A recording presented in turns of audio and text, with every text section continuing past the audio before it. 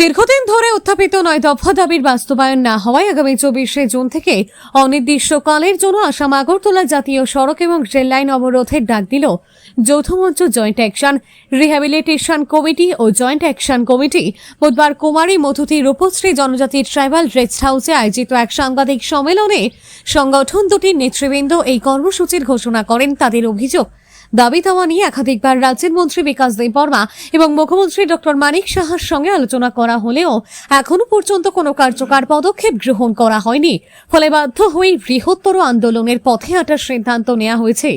সংগঠনের পক্ষ থেকে জানানো হয়, আগামী 24শে জুন থেকে অনির্দিষ্টকালের জন্য আসাম আগরতলা জাতীয় সড়ক ও রেলপথ অবরোধ করে আন্দোলন চালানো হবে। তাদের দাবি পূরণ না হওয়া পর্যন্ত আন্দোলন প্রত্যাহারের কোনো সম্ভাবনা নেই বলেও স্পষ্ট জানিয়ে দেওয়া হয়। সাংবাদিক সম্মেলনে নেতৃবৃন্দ সরকারের কাছে দ্রুত হস্তক্ষেপ করে সমস্যার সমাধানের উদ্যোগ নেওয়ার আহ্বান জানান। তারা বলেন, দীর্ঘদিন ধরে বঞ্চনার শিকার মানুষের ন্যায্য অধিকার আদায়ের লক্ষ্যে এই আন্দোলনের ডাক দেওয়া হয়েছে। আবেদন করি আমাদের 9 দফা দাবি যে কোনো প্রকারে সেটা ফুলফিলমেন্ট করা হয়, অন্যথায় আগামী 24 তারিখ 2026 জুনের 2026-এ আমরা ন্যাশনাল হাইওয়ে এবং রেলওয়ে রাস্তা অবরোধ করতে বাধ্য হব। এই অবরোধ হলে আমরা জানি সকল অংশের মানুষ, সাধারণ জনগণ থেকে শিক্ষক কর্মচারী থেকে আরম্ভ করে ছাত্র রোগী বিভিন্ন সমস্যার সৃষ্টি হয়।